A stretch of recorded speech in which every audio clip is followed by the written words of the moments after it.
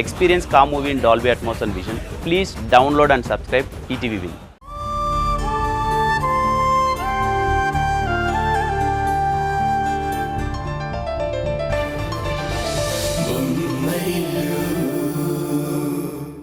నాలుగు మాత్రలు మింగించి 2 ఇంజెక్షన్లు చేస్తే సరిపోయేదానికి ఆ డాక్టరు ప్రదేశాలు మార్చాలి, ప్రాంతాలు విడదీయాలి అని ఏదేదో చెప్తున్నారు. మేఘనా, నువ్వు ఏ రోగం వచ్చినా కూడా కొబ్బరి నీళ్లతో పోతుంది, పక్షవాతం వచ్చినా 10 రోజులు పడుకుంటే నయమైపోతుంది అనేలా ఉన్నావు. అదేంటండి అలా అంటారు? ఇప్పుడు నేను చెప్పిన దాంట్లో తప్పే ఉంది. డాక్టర్లు ఊరికే చెప్పరు, మన మేలు కోసమే చెప్తారు. మనం వినకపోతే వాళ్ళు కూడా చేతులు ఎత్తేస్తారు. వాళ్ళు చేతులు ఎత్తేసే పరిస్థితి వచ్చిందా మనం చేయగలిగేది ఇంకేమీ ఉండదు. ఏంట్రా ఇప్పుడు కిరణ్ కేదో ప్రపంచంలో ఎవరికి రాని జబ్బేదో వచ్చినట్టు మాట్లాడుతున్నారు. వాడు అప్పుడప్పుడు కాస్త అటు ఇటు మాట్లాడుతున్నాడు అంతే. దానికేం వాడికి లేనిపోని జబ్బులు అంటకట్టకండి.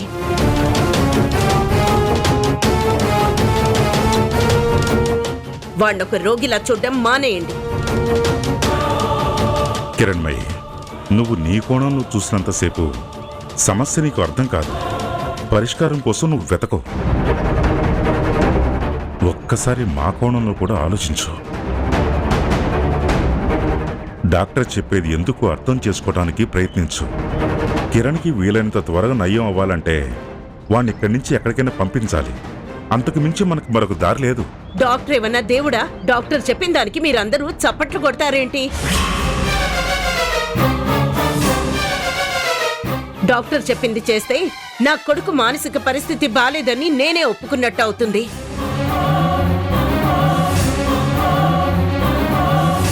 వాడొక మానసిక రోగిలా నేనే ప్రపంచానికి చెప్పినట్టు అవుతుంది. అది ఎట్టి పరిస్థితుల్లోనూ జరగదు. అమ్మా, కొన్ని నిజాలు వినడానికి అర్థం చేసుకోవడానికి కష్టంగానే ఉంటాయి. అలా అని మనం భ్రమ అనే ముసుగు కప్పుకొని బ్రతకూడదు. ఆ భ్రమలో నుంచి ఎప్పుడైతే బయటికి వస్తామో అప్పుడే నిజం అర్థమవుతుంది. నువ్వు వద్దు కాదు అన్నంతకాలం కిరణ్ని ఇంకా ప్రమాదకరమైన పరిస్థితుల్లో పడేసినట్టు అవుతుంది. ఏంటి మీరంతా? అత్తయ్య గారు ఏమైనా ట్రీట్మెంట్ ఇవ్వద్దంటున్నారా? కిరణ్కి బాగవ్వకూడదని కోరుకుంటున్నారా? ఇంట్లోనే ఉంచి ట్రీట్మెంట్ ఇద్దామనే కదా అంటున్నారు. అదెందుకు మీ అందరికి అర్థం కావడం లేదు? అలా కాదు మేఘనా, అన్ని జబ్బులు మందులతో తగ్గవని డాక్టర్ చెప్తున్నారు కదా. చూడండి, ఎవరెన్ని చెప్పినా ఏం చెప్పినా కిరణ్ని మాత్రం ఇక్కడి నుంచి ఎక్కడికి పంపేది లేదు. వాడి మీద ఒక మానసిక రోగి అని ముద్ర వేసేది లేదు. అమ్మా, వాడికొచ్చింది జలుబు కాదు, జ్వరము కాదు. 4 రోజుల్లో తగ్గిపోతుందిలే అని గుండెల మీద చేయి వేసుకుని పడుకోవడానికి. వాడిప్పుడు డిప్రెషన్లో ఉన్నాడు. మెంటల్ బ్యాలెన్స్ కోల్పోయాడు. వాడికి ఇప్పుడే సరైన ట్రీట్మెంట్ ఇవ్వకపోతే ఇక శాశ్వతంగా అలాగే ఉండిపోతాడు. అలా అని ఇప్పుడు వాణ్ణి అంత ధైర్యంగా ఎలా పంపించమంటావురా? కిరణ్మయి, కిరణ్తో పాటు ఉషా కూడా ఉంది కదా, తను చూసుకుంటుంది కదా. ఎందుకంత ఆలోచిస్తున్నావు? ఉషాతో అయితే నేను అస్సలు పంపించను. అసలు అది కిరణ్కి భార్య కాదు, ఈ కుటుంబానికి పట్టిన శని.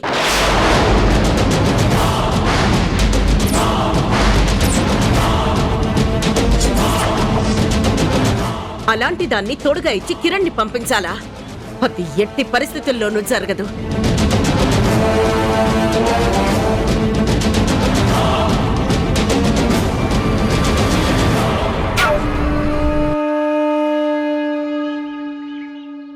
మన ప్రియమైన శత్రువు ఆ కిరణ్మయి కొడుక్కి పిచ్చి ప్రైమరీ స్టేజ్ దాటి సెకండరీ స్టేజ్ కి వెళ్ళిందంట. అవునా? మళ్ళీ ఏం జరిగిందంట? మా ఇల్లు తప్పిపోయింది, వెతికి పెట్టండి అన్నాడంట. అవునా? వాట్ మామ్, ఇల్లు తప్పిపోయిందా? ఇల్లు తప్పిపోయిందని పోలీస్ స్టేషన్ లో కేసు ఫైల్ చేశారా? Oh my God, I can't believe it. మన శత్రువింట్లో శోకం తాండవిస్తోంది, దుఃఖం దాడి చేస్తోంది, మనశ్శాంతి మట్టిలో కలిసిపోయింది. You're right dad. వాళ్ళ జీవితాల్లో కాలం కల్లోలం సృష్టిస్తూ ఉంటే అది చూడ్డానికి ఎంత అందంగా ఉంటుందో. మాటిచ్చి తప్పినందుకు, పెళ్లి కోసం పిలిచి అవమానించినందుకు పైవాడు చూస్తూ ఊరుకుంటాడా? మొత్తం కుటుంబానికి సరైన శిక్ష వేశాడు. ఇంకా నయం, ఆ కిరణ్ గాడికొచ్చిన పిచ్చి మన అమ్మాయితో పెళ్ళయ్యాక రాలేదు. అప్పుడు ఆ ఉషా ప్లేస్ లో మన నిషా కుయ్యో మొర్రోని ఏడుస్తూ కూర్చునేది. ఏం మాట్లాడుతున్నారు డాడ్? ఆ ఉష అన్లక్కీ గర్ల్, నేను లక్కీ క్వీన్ ని. నన్ను పెళ్లి చేసుకునుంటే ఆ కిరణ్ కింగ్ లాగా హ్యాపీగా ఉండేవాడు. అదే సరే, వాళ్ళ ఏడుపులు చూడాలని కన్నీళ్లు చూడాలని చాలా కుతూహలంగా వెళ్ళాలనుకున్నారు కదా, ఇప్పుడు వెళ్లే ప్లాన్ మానుకున్నారా? ఎలా మానుకుంటామండి? మనల్ని ఏడిపించిన వాళ్ళ ఏడుపు మనం కూడా కళ్ళారా చూడాలి కదా. మరి ఇంకెందుకు ఆలస్యం? పరామర్శ అన్న పేరుతో సరదాగా వెళ్ళినట్టు వెళ్ళండి. స్నేహం చాటునున్న శత్రుత్వానికి కాస్త ఊరట కలిగేలా చేయండి. Done dad.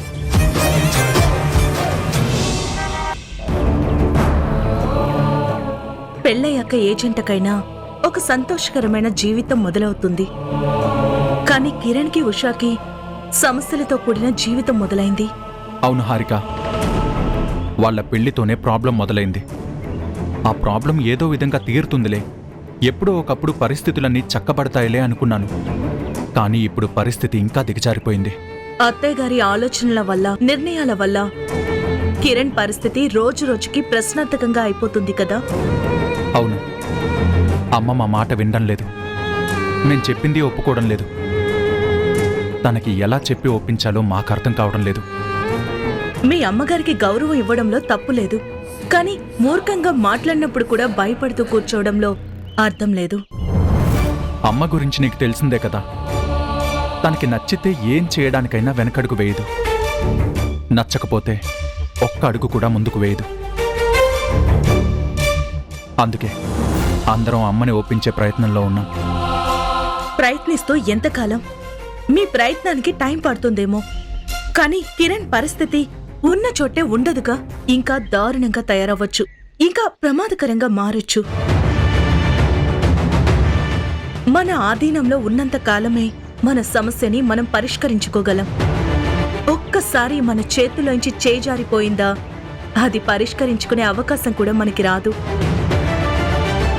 ముందు డాక్టర్ గారు చెప్పినట్టు కిరణ్ని, ఉషాని ఒక మంచి ప్లేస్ కి పంపించండి.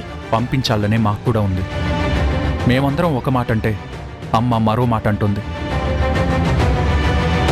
మేఘన వదిన అమ్మ మాటకి తానా అంటే తందానా అంటుంది. దాంతో అమ్మ ఇంకా మొండిగా తయారవుతుంది. అమ్మ నిర్ణయాలే కరెక్ట్ అనుకుంటుంది. అమ్మ నిర్ణయాన్ని మేము ఎదిరించకూడదు అనుకుంటుంది. ఇవన్నీ చూస్తూ ఉంటే తమ్ముడి పరిస్థితి ఇంకెంత సీరియస్గా మారుతుందో అని భయంగా ఉంది. మీరు ఏ నిర్ణయం తీసుకున్నా త్వరగా తీసుకోవాలి, ఎందుకంటే ఇది కిరణ్ జీవితానికి సంబంధించిన నిర్ణయం. మీరు తీసుకునే నిర్ణయం ఎంత ఆలస్యమైతే కిరణ్ భవిష్యత్తు అంత అంధకారం అయిపోయే అవకాశం ఉంటుంది. కిరణ్ ఒకసారి చూడాలనిపిస్తోంది. కిరణ్ని చూడ్డానికి నువ్వు వస్తే ఉన్న సమస్యలతో పాటు ఇంకో సమస్య యాడ్ అయినట్టు అవుతుంది.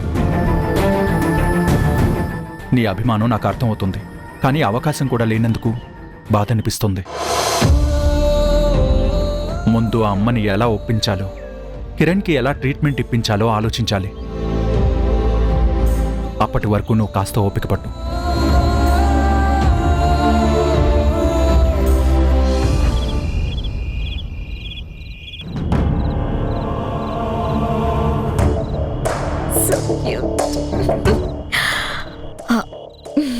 సంజయ్, మొన్న పార్టీలో తీసిన ఫోటోస్ వచ్చాయి చూడు, ఎలా ఉంది?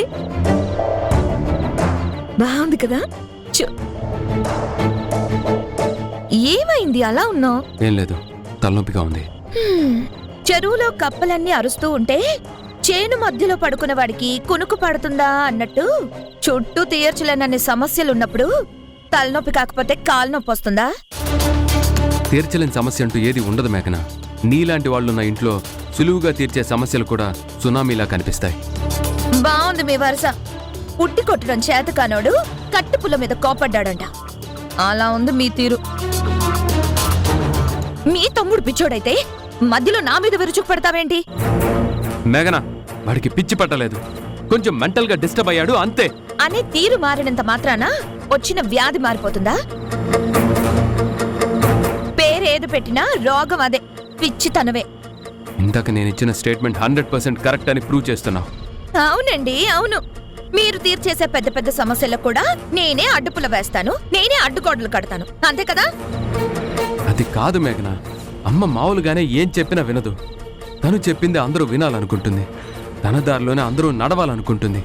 అందుకే కిరణ్ సమస్య తీరడానికి కొంచెం సమయం పడుతుంది. అమ్మనేదో మా దారికి తెచ్చుకుందామని, ఈ సమస్యకు ఒక పరిష్కారం కనుక్కుందామని మేం ప్రయత్నిస్తూ ఉంటే నువ్వు అమ్మ వెనకే తానా అంటే తందానా అంటూ సమస్యని పెద్ద చేస్తున్నావు. పరిష్కారం కనుక్కోకుండా అడ్డుపడుతున్నావు.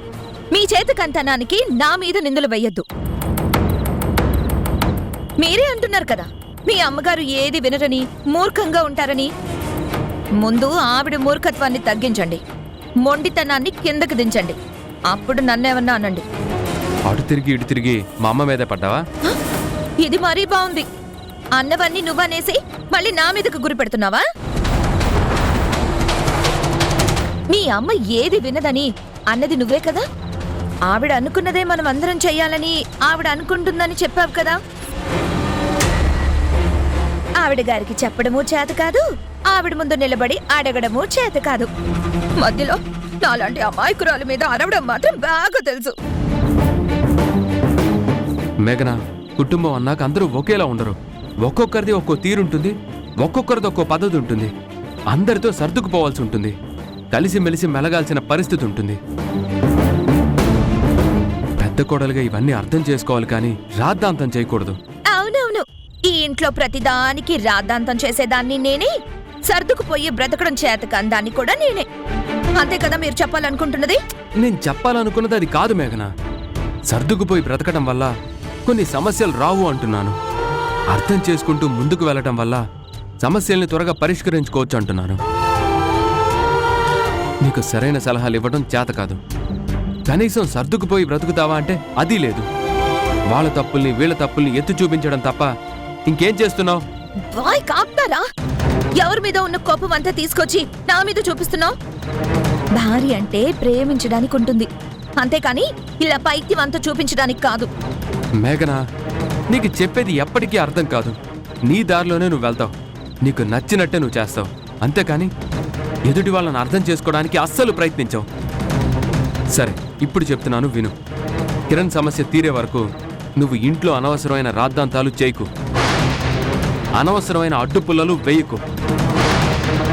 అమ్మ ఏం మాట్లాడినా దానికి తానా అంటే తందానా అని తరువేయకు. అర్థమైందా? అవునవును, ఈ ఇంట్లో నేను ఒక్కదాన్ని తానే అంటే తందానా అంటాను. ఒక అలుసైపోయాను నేనంటే. ఇంతకు భయం లేకుండా పోతుంది.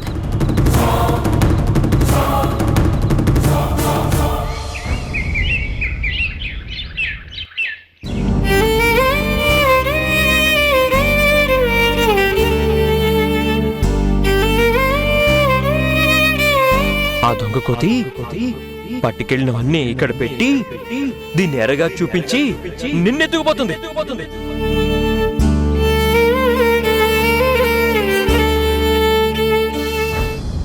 ఒక్కోసారి ఆ దేవుడు చేసే పనులు చూస్తుంటే నాకు చాలా విచిత్రంగా అనిపిస్తుంది కిరణ్మయి.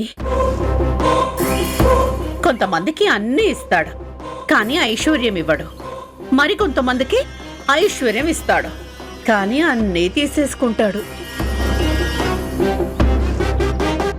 మనలాంటి వాళ్ళకి ఆకాశమంత ఐశ్వర్యం ఇచ్చి దాంతో పాటే సముద్రం అంత సమస్యల్ని కూడా ఇస్తే ఇంకేంటి లాభం చెప్పు? నువ్వు దేని గురించి మాట్లాడుతున్నావు స్వర్ణ? ఇక దేని గురించి ఉంటుంది? కిరణ్ గురించే. కిరణ్కొచ్చిన సమస్య గురించి. పాపం, కిరణ్ గురించి తెలిసిన తర్వాత చాలా బాధపడ్డాను. కిరణ్ని ఎలా అయినా చూడాలని నేను నిషా వచ్చాం. ఇప్పుడు కిరణ్కి ఎలా ఉంది? బాగానే ఉంది కదా? కిరణ్కేం కాలేదు, బ్రహ్మాండంగా ఉన్నాడు.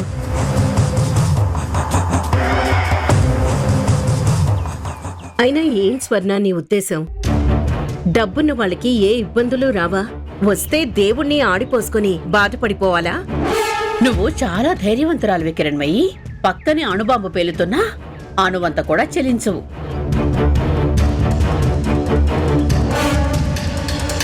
అందుకే కిరణ్కొచ్చిన సమస్య నువ్వు పెద్దగా లెక్క చేయడం లేనట్టుంది. కానీ అదే సమస్య ఇంకెవరికొచ్చినా ఎంత కంగారు పడిపోయేవాళ్ళో తెలుసా? స్వర్ణ, ఏదైనా మనం చూసే పద్ధతి మీద, మనం తీసుకునే విధానం మీద ఆధారపడి ఉంటుంది. లేనిపోని కంగారు మనసులో పెట్టుకుని చూడ్డం మొదలు పెడితే బియ్యపు గింజ కూడా బ్రహ్మాండమంత కనిపిస్తుంది. అదే ధైర్యం గుండెలో నింపుకొని చూస్తే ఆకాశం కూడా ఆవగించంత కనిపిస్తుంది. అయినా కిరణ్కి ఏదో ఒక చిన్న నలతొస్తే దాని గురించి ఎందుకు అదేదో పెద్ద సమస్య వచ్చినట్టు ఫీల్ అవుతున్నావు?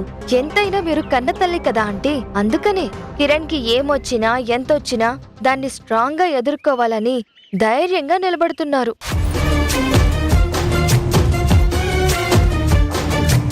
కానీ మీలాగా అందరూ ఉండరు కదా.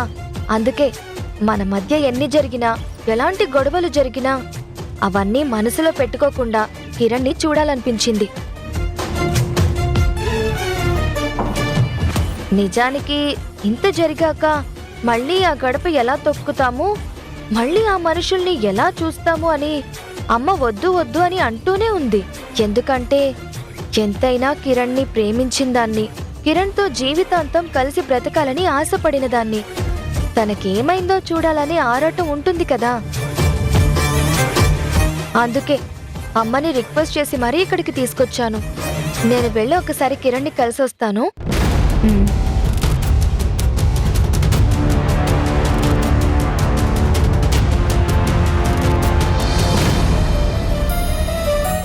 చూడు కిరణ్మయి, నా కూతురు ఈ ఇంటి కోడలు కాలేకపోయిందనే బాధ నాలో చాలా ఉంది. ఎప్పుడైతే ఈ సంబంధం చెడిపోయిందో అప్పటి నుంచి అసలు ఈ ఇంటి గడప తొక్కకూడదనే కోపం కూడా వచ్చింది. కోపాలు తాపాలు ఎన్ని పెంచుకున్నా నువ్వు నేను స్నేహితులం. స్నేహం ముందు ఈ కోపాలు తాపాలు ఎన్ని రోజులుంటాయి? ఎన్ని రోజులు మనల్ని విడదీస్తాయి? విడదీయలేనంత స్నేహం మన మధ్య ఉన్నప్పుడు శత్రుత్వం మన మధ్యకి చేరలేదు. ఒకవేళ చేరినా ఎంతసేపు ఉంటుంది? మెరుపు తీగల ఇలా వచ్చి అలా మాయమైపోతుంది. ఏదో క్షణికావేశంలో మాటలు అనుకున్నాం, కానీ దాన్నే శాశ్వత శత్రుత్వంగా మార్చుకుంటామా ఏంటి? నేను కోపంలో 4 మాటలన్నా నువ్వు నీ కుటుంబం బావుండాలని నేనెప్పుడు కోరుకుంటూ ఉంటాను.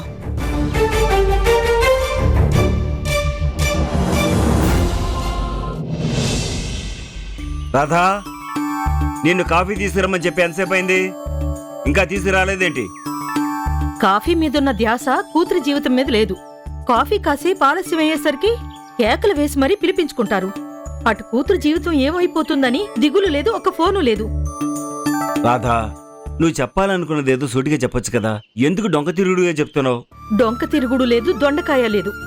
అల్లుడి గారికి బాలేదని తెలిసాక ఓ ఫోన్ చేసి ఎలా ఉందో కనుక్కోవాలి కదా. ఎప్పుడు పేపర్ చదువుకుంటూ కూర్చుంటారు.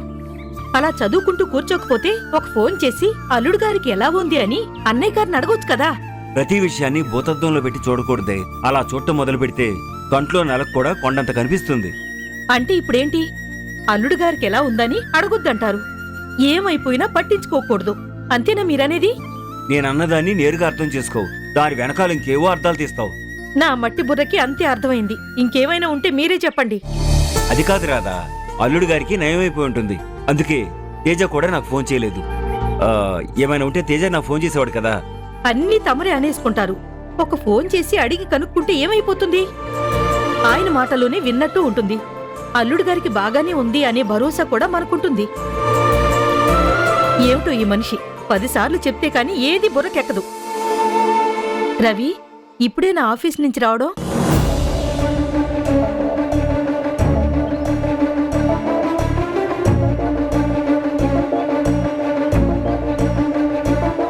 ఏమైందిరా అలా ఉన్నావు? ఆఫీస్లో పని ఎక్కువైందా? లేదమ్మా, నాకే కొంచెం చిరాగ్గా ఉంది. సరే ఉండు, భోజనానికి ఏర్పాట్లు చేస్తాను.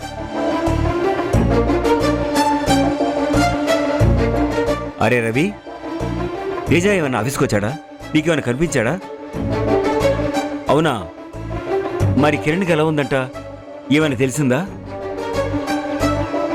మీ అమ్మ ఇందాకటి నుంచి చెవిలో జోరీగలాగా అదే విషయాన్ని సాగదీస్తుందిరా. అల్లుడు గారికి ఎలా ఉందో కనుక్కోండి, అల్లుడు గారికి బాగుందో లేదో తెలుసుకోవాలి కదా, అది మన బాధ్యత కదా. మరీ పట్టించుకోకపోతే ఎలా అని అడిగిన ప్రశ్నే 100 సార్లు అడిగి నా బుర్ర తినేస్తుందిరా. నువ్వైనా దానికి ఒక మాట చెప్పరా, బావగారికి ఏమీ కాలేదు, బాగానే ఉన్నారని చెప్తే అది కాస్త కుదుట పడుతుంది. లేకపోతే ఇప్పుడు నీ బుర్ర తింటాం మొదలు పెడుతుంది.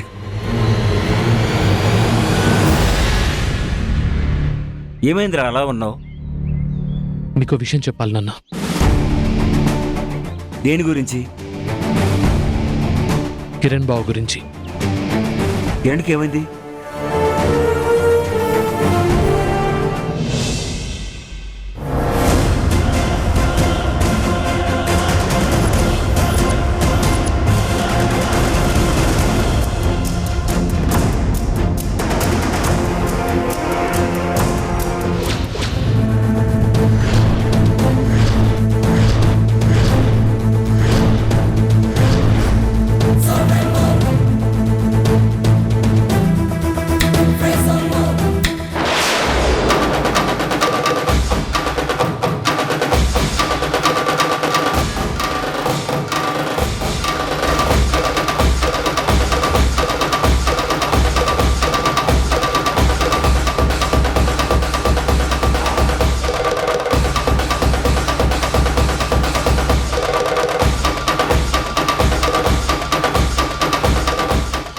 మేమిక్కడికి వస్తున్నామని తెలిసినా మేము రాగానే ఇంట్లో ఇలాంటి బిచ్చి పట్టిన వ్యక్తి ఉన్నాడని మాకు చెప్పాలి కదా. అటు ఇటు అయ్యి ఇప్పుడు నా కూతురు మీ అబ్బాయి ఏమైనా చేస్తుంటే చూడండి, ఇప్పుడేం కాలేదు కదా. మాట్లాడకుండా దయచేసి ఇక్కడి నుంచి వెళ్ళండి. అంతేకాని నా భర్తని అన్నన్ని మాటలు అనకండి. ఇలాంటి అమ్మాయినా తీసుకొచ్చి మీ అబ్బాయికి కట్టబెట్టావు. ముందు మీరు మర్యాదగా మాట్లాడడం నేర్చుకోండి. ఏయ్, నువ్వు మాట్లాడుకో. మధ్యలో నీకు మాట్లాడే అర్హత లేదు.